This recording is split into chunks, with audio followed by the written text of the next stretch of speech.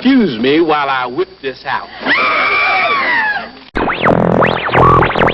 You want answers? I think I'm entitled. You want answers? I want the truth!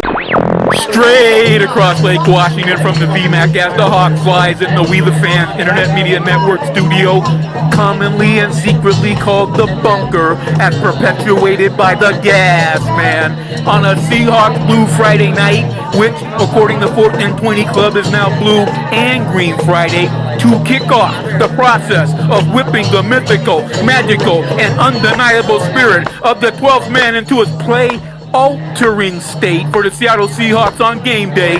This is the Hawk and Roll Hysteria podcast, and we're just gonna go blue. I'm the DJ and the point man of the Fans Revolution, with longtime internet sports show host, The Insider, Steve Silver, and at the helm of the Hawk and Roll Hysteria podcast on video, navigating the choppy waters of the World Wide Web after a decade on sports radio, the former pilot of Chopper 950, the Captain, Brian Apker. Let's rock and roll, you guys.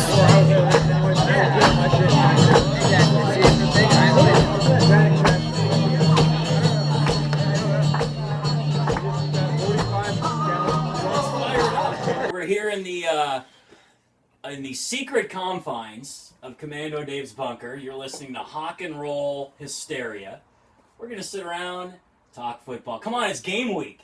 It's Blue Friday, man. Blue Friday. Yeah, what's up, Captain? All we can talk about is when's the real game gonna get here? Right. When's the real game gonna get here? Well, guess what? It's here. It's time to talk about it. We got so much to get into. Last time we talked, kind of talked about the formulation of the roster, who made it, who didn't, who is projected to be starters. Now it's all about the 22 guys and the special teamers that are going to be taking on the Rams, a team that's punked Pete Carroll twice now on special teams. We'll get into that, and kind of to set up the show, I want to get into the biggest headline first. We'll talk about Cam Chancellor. I want to get your guys' thoughts on, who do you side with, the team, or do you side with Cam? Of course, later on we're going to break down the Rams offense, the Rams defense. What are the Hawks looking at? What do the Hawks have to offer on offense and defense? And then we'll, of course, we got to do predictions, right, to wrap up the show, get our game predictions. But let's start with Cam, because I'm on social media like you guys are. It seems to me that fans don't like Cam Chancellor very much right now, because they consider him greedy. How much money do you need? Why are you holding out so early in your deal? And I get all that. But a couple things I want to get off my chest, and we'll get your guys' thoughts.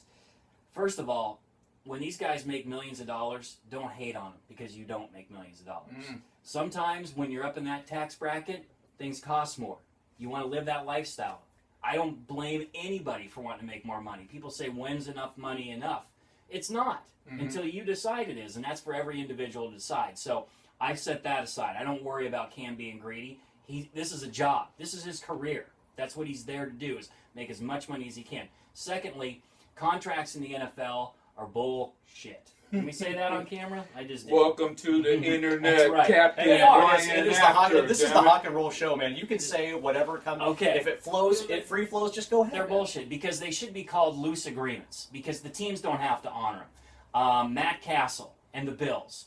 They had a three-way quarterback competition. Matt Castle got released after actually performing really well in the preseason. He got released because the Bills knew that he was going to clear waivers and they could bring him back, and they did at a much less salary. Now, if Matt Castle ends up starting for them at some point, are they going to give him that money back? Hell no, they're not. Right. So you got to get your money while you can. And I think Cam maybe thinks he's not going to make it through to his next deal because of the way he plays with injury. He sacrificed his body for the team. He didn't have to play when he was hurt. He could have sat out. He could have taken care of his injury. But he did it for the team because that's the kind of guy he is. So I can't fault him for doing what he's doing. I don't think it's the smartest move because he doesn't have any leverage.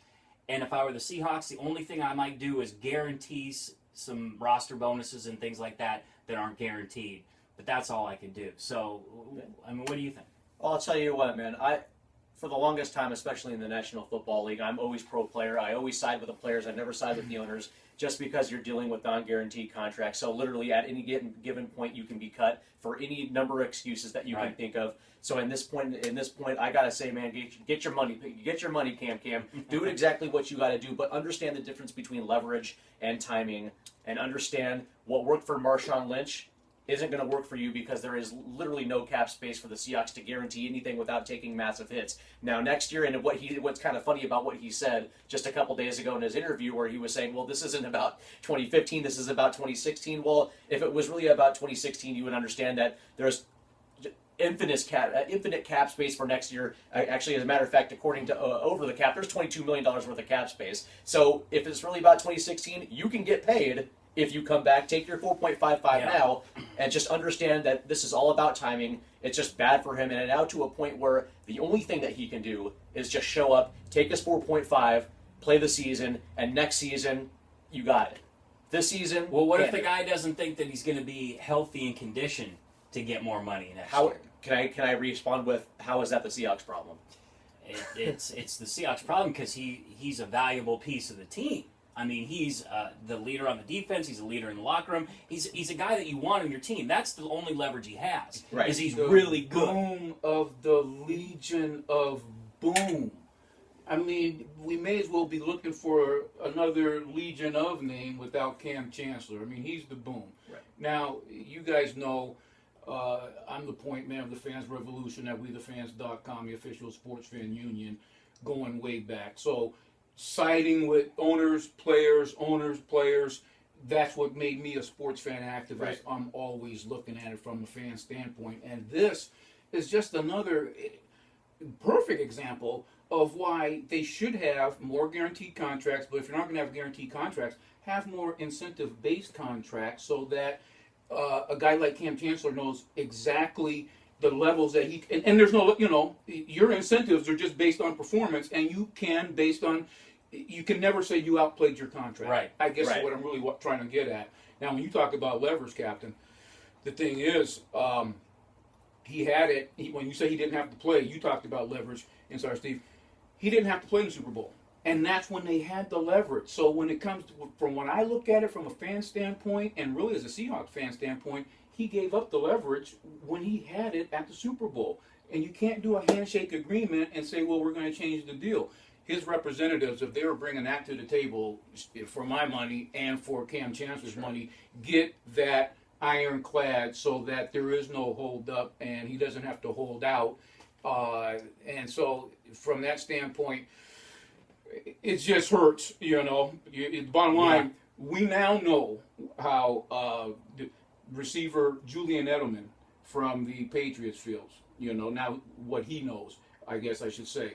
We know what the receiver from the Denver Broncos, who used to play for for the Patriots. Right. We now know how Vernon Davis Davis knows. Right. We now all know what it feels like to get hit by Cam Yes, Chancellor, right. is what I'm trying to stutter here and get out to say, Right. because it's been hurting, and the closer we get to Sunday, the more it hurts me. I'm with you, and I agree. For me, the fans are so quick to turn on a player. They were turning on Russell Wilson, calling him greedy when he actually took a lesser contract than he had to. And I think that we get so caught up in the financials because, look, the average fan like me, we don't have that money. Right. We're never going to see that money. If we did, we would be happy with $5 million in our lifetime. We would make that work. Well, a guy wants to buy a $10 million house. Who's to say that he shouldn't be able to do that? And to do that, you need to make a lot of freaking money. Yeah. You do. And that's why guys play professional sports. And that's why fans pay so much in ticket prices and in concession and in merchandise. It's an expensive business, period. And the players get paid, the fans pay the money, and that's how it works. I understand the frustrations. The minute Cam comes back and he lays the boom on somebody, everybody's going to be loving him again. And to me, that's it's a little two-faced. I don't think $4.55 million is anything to sneeze out. Now, I can understand exactly where he's coming from, where maybe he feels that $4.55 million is maybe a little too short on the maybe on the small side, considering from what you guys just pointed out. Well, listen, if he's the boom, is the boom worth $8 million a season? Is it worth $10 million a season? Is it worth Richard Sherman money? Is it worth Earl Thomas money? Let me put it this way: is he such an integral part of the defense where you can seemingly figure out a way to maybe restructure some things so he can get into it, or make some things guaranteed like they did with Marshawn Lynch? Is he much of a focal point where we know that Marshawn Lynch is a very valuable asset to the offense because the offense runs right through Marshawn Lynch. Right. We know that Bobby Wagner is exactly what he's all that made it because the Seahawks gave him the money. Same with Earl Thomas. Is he on that level where he's that that indispensable, where the Seahawks are in a position where they have no choice but to meet him halfway? I mean, when you talking about this season or ultimately in general, next off season. Well, next I don't offseason, think the Seahawks doing anything this season. yeah, right. That's what I'm saying. I mean, But I think he's asking, should they? Is he Should that they? valuable where they should maybe go against their beliefs and Because- set a bad precedent because Cam's so valuable to this season? because let's be honest, Deion Bailey. I like Deion Bailey. I like what I seeing, but we're gonna understand exactly what it's like to be without Cam Chancellor against the Rams. Because I'll tell you what, man, Jared Cook can play. Yeah, and Nick Foles can quarterback. Right, exactly. That's the whole thing. Is this isn't Sam Brad? This isn't the Seahawks defense versus Sam Bradford. This is the Seahawks defense versus a better quarterback. And what we know about Cam Chancellor is not only can he bring the boom against the run when they bring in 8-9 in the box, and he's able to be a rover against running backs, but it's also against opposing tight ends where they're trying to find space. And you know Vernon Davis, Julian Edelman, those spaces do not exist with him on the field. Now you have Deion Bailey. So now we're in a situation where do we want a Joey Galloway situation where he's out for 8 weeks, or do you want him back ready for week 2? Well, and what did Tom Brady do to this defense when the Hawks went single high safety in the Super Bowl? Shredded them. Yeah. So listen. I'm nervous. I don't want to side with the player in this instance, but I totally get where Cam's coming from. Who knows? We don't even know. Maybe he's got an injury that he's not telling anybody about.